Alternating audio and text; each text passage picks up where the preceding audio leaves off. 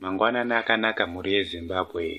Tinokutambirai pano paJolas News Online YouTube channel uri musi wechina 14 2022 apo patinenge tichikuverengerai zviri mumapepa nhau norurimi rwechiShona.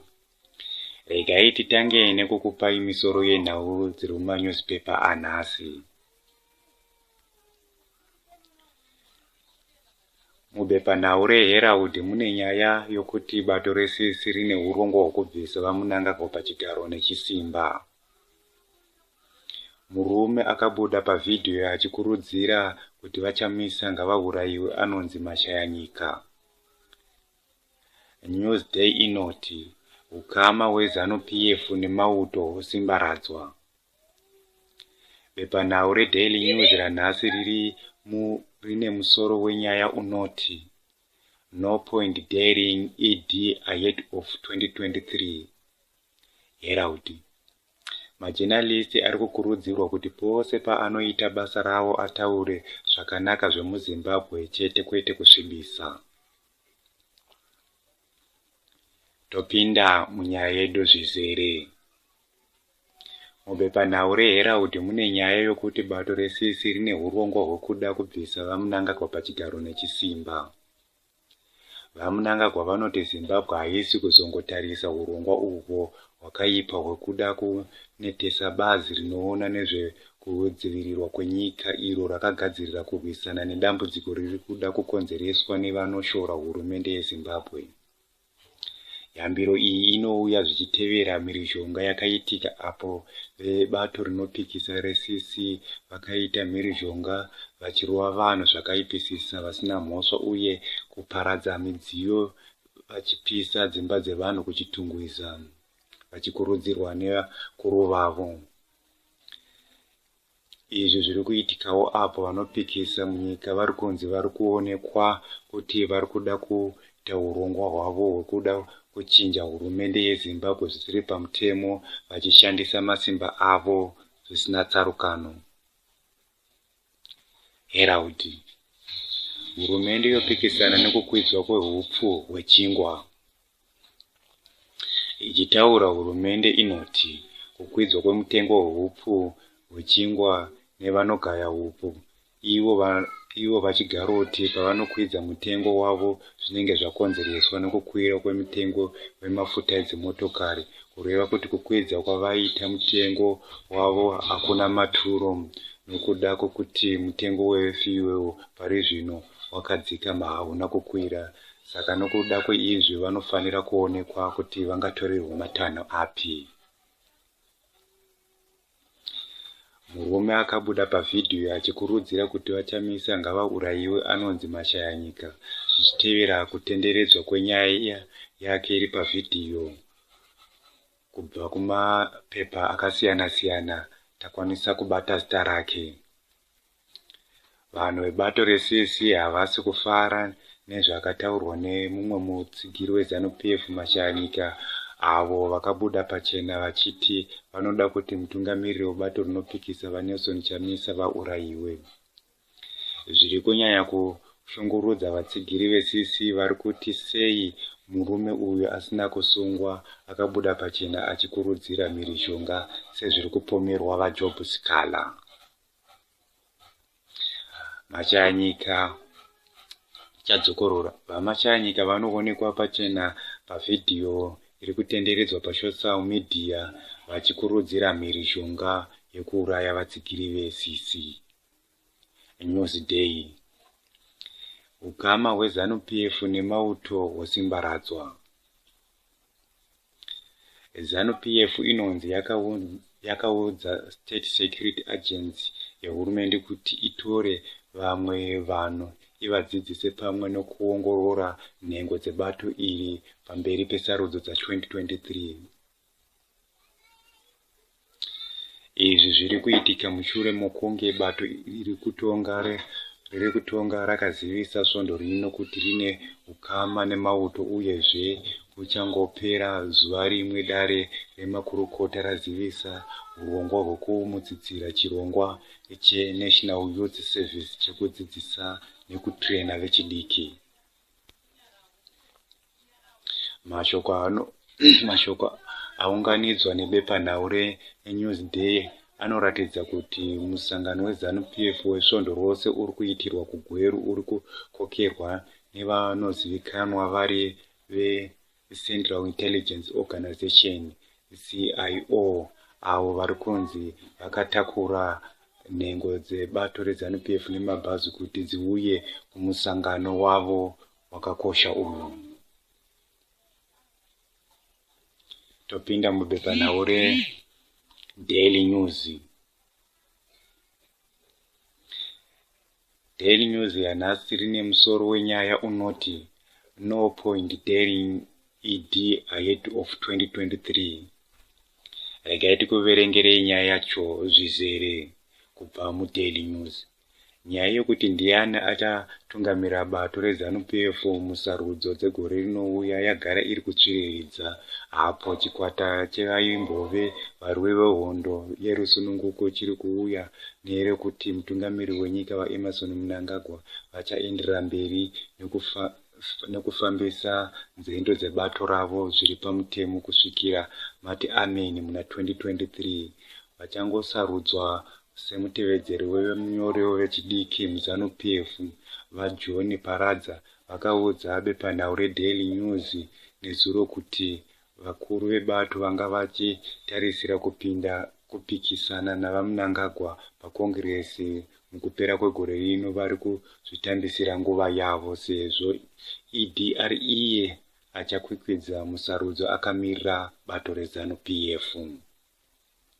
Zvichakadaro vaMnangagwa pachavo vakayambira zvakare vakuru veZANU-PF pamusoro pekusavimbika mubato ravo. Newsday. Zimudhora roitwa Dark Forces.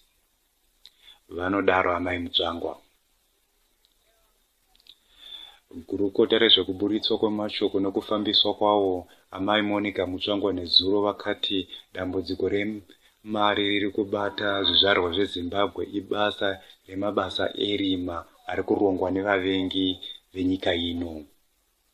Vachitaura kuvadzidzi vekuHarare paPolytechnic, amai Mutsvangwa vakati hurumende iri kuedza nepainogona napo kuti itore matanho ekugadzirisa upfumi hwenyika ukuwo muvengi achiparadza nekuita kuti upfumi hwenyika husaenderere mberi nechinangwa chokuti hurumende igozosvorwa nevakawanda. Situation human rights. Topinda munyaya yedu zvizere. Newsday. Sangano reCivil Society Group chechisi riri kutungamirirwa navatagwirei pamwe nevadzidzi nezuro vakaratidza kushushikana nemamiriro akaita zvinhu muZimbabwe apo kodzero dzevanhu dziri kunyanya kutyorwa zvakanyanyisa dzichivhiringidzwa. Vachitaura kumusangano wevatori venhau muHarare, mutungamiriri weCrisis in Zimbabwe Coalition CICZ vaPeter Mutasa vakati tiri kushushikana zvikuru nekuramba kuchityorwa kwekodzero dzevanhu avo vanonzi vanotaura zvisina tsarukano vachishora utongi hwejekerere. VeCICZC vaenderera mberi vachiratidza kushushikana zvikuru nekushandiswa kwesimba kuri kuitwa nehurumende ichityora kodzero dzevanhu. Mutauriri weZANU-PF vatafadzwa mugwadi vazivisa kuti ZANU-PF ibato guru risingakundiki uye risingagone kumiswa nani zvake paurongwa hwaro. Vati pari zvino tiri kufora takananga kunokunda muna 2023 apo ndipo pamuchanakirwa munhu wese ari kufunga kuti ZANU-PF ichakundwa nebato rinopikisa achanakirwa zvake achiona ZANU-PF ichikunda.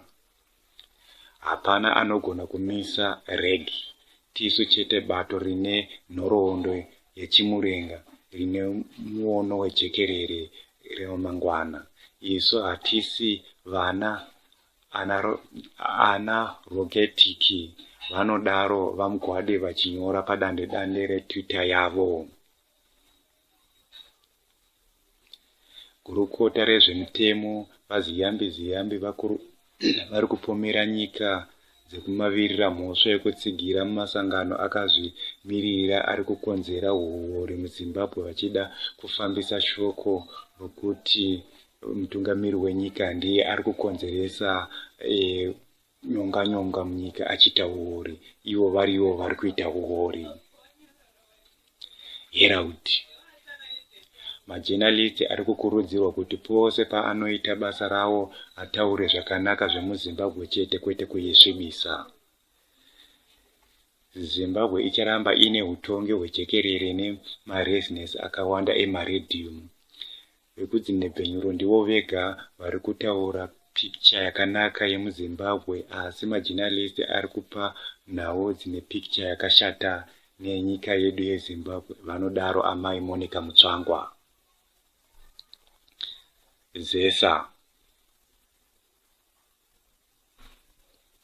Zesa Magetsi, topinda munyaya yezvizere. Murume ane makore 32 okuberekwa wekuEpworth nezuro akatongerwa kugara mujere kwemakore 20 nedare rechivhu Magistrate Court nemhosva yekuba tambo dzemagetsi pamwe nekuparadza zvivakwa zvezesa. Mashoko anosuwisa okuurayiwa kwomumwe mukadzi zvisina tsarukano. Pane shoko rerufu raziviswa kubva kwamakorokoro mudunhu reMangwe. Mudzimai anga ane makore 50 aurayiwa nemunhu anofungidzirwa kuti vaifambidzana murudo. Mutumbi wemukadzi uyu unonzi wawanikwa uri pamba pake. Mukadzi uyu zita rake anonzi Sihle Ndebele. Tinoti mweya wake ngauzorore, asi iye mupari wemhosva anofanira kubatwa otongerwa nyaya yake. Newsday. ZANU-PF yorovana pachayo. Mumwe mukuru wevechidiki mubato reZANU-PF ari kupomerwa mhosva yekuhaya matsotsi kuti akonzerese mhirizhonga kune vamwe vebato rake mushure mekunge akundwa musarudzo dzekutsvaga munyori anoona nezvevechidiki muMutare District Coordinating Committee DCC. Mukuru weZANU-PF anoremekedzwa Vapupurai Togarepi, mwana wavo Nelson Togarepi, abvisisiwa mari yechibatiso 50,000 RTGS pamhosva yekuuraya munhu yaari kupomerwa nedare repamusoro kumasvingo. Apiwa mukana wekubhadhara mari yechibatiso naMajistrate Sansley Zizengwe ndokumuudza kuti anofanira kunozvizivisa kumapurisa eGutu Police Station chishanu choga. Vari kupomerwa mhosva yekuuraya ava ndivanoti Nelson Togarepi naJosepha Prudence Magombei ane makore 20 wemumusha weChidawanyika waSabhuku waTsomba kwaMutare, naMatthias Kokerai Murombo ane makore 33 waSabhuku Makore kwaGutu. Vatatu ava vari kupomerwa mhosva yekuponda Takura Mandidze anga aine makore 18 nemusi wemuvhuro svondo radarika. Topinda munhau kubva kuZRP polisi. Mapurisa eZRP atumirwa vhidhiyo remunhu weZANU-PF rine mashoko okuti Chamisa ngaurayiwe. Pari zvino mapurisa haasati apindura maringe nezvenyaya iyi. ZRP yekuIjocholo iri kuferefeta nyaya yeumhondi yakaitika musi wa11 mwezi uno kuJongokwe village. Mhlambuli Ndlovu ane makore 24 akatema mukoma wake Kelvin Ndlovu ane makore 40 nevhiri rebhara kaviri mumusoro mushure mekunge vanetsana nenyaya yehuku. munhu akatemwa nevhiri rebhara akawira mugomba rechimbuzi rakadzika mamita 2 ndokuendeswa kuchipatara cheko, uko kwaakazonosvika achifa achangosvika pachipatara ichi. Mune imwe nyaya yekupondwa zvakare, Mtweleni Mbezi ane makore 70 akafa nemusi wa11 mwedzi uno mushure mekunge arohwa nedanda zvakaomarara muviri wese nemwanasikana wake Polite Mbezi ane makore 51 anorwara nepfungwa kwaSikweni. Nenguva dza1 pakati pahusiku mapurisa ekukadoma akanyeverwa kuti pane bhazi raive rakatakura 50 kg dzembanje achibva asonga mutyairi webhazi Wandalova nemakore 38 pamwe nemakondakita matatu ebhazi iri anoti Janet Dzimuku ane makore 42, Paswell ane makore 24 na Brighton Mangwiro ane makore 29.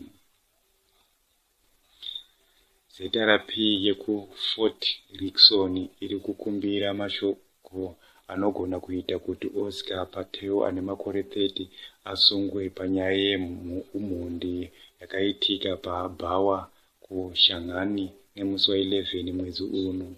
Muchinda uyu anonzi akazouraya mushakapu Temba ndokumutemba ngomazana aiva ane makore 28 achimuvhiya nebanga reokapi mumusoro, muhuro nepachifuva. Pari zvino Oscar uyo akatiza asati abatwa. Ani nani zvake anove noruzivo nezve emunhu uyu ngaazivise police station iri padyo naye. Kuverengwa kwezviri mumapepa anhasi kunoperera pano. Ndini wenyu mukoma Jola, ndanga ndiri chikupakurirai nhau dzinodakadza. Vanoda kugara vachinzwa chirongwa ichi munogona kutibata paYouTube channel yedu, musubscribe ipapo. Subscription yenyu inotipa manyemwe zvakanyanyisa zvokuti mukasubscribe zvinoita kuti tisanete. Musakanganwe zvakare kuti tine gurupu redu reWhatsApp rakapenga rinonakidza kudarika zvaunofunga. Namba dzeWhatsApp dzinoti +263 775 934 930. Tichadzokorora zvakare +263 775 934 930. Tinoti chisarai nemufaro, tobatana mangwana zvakare.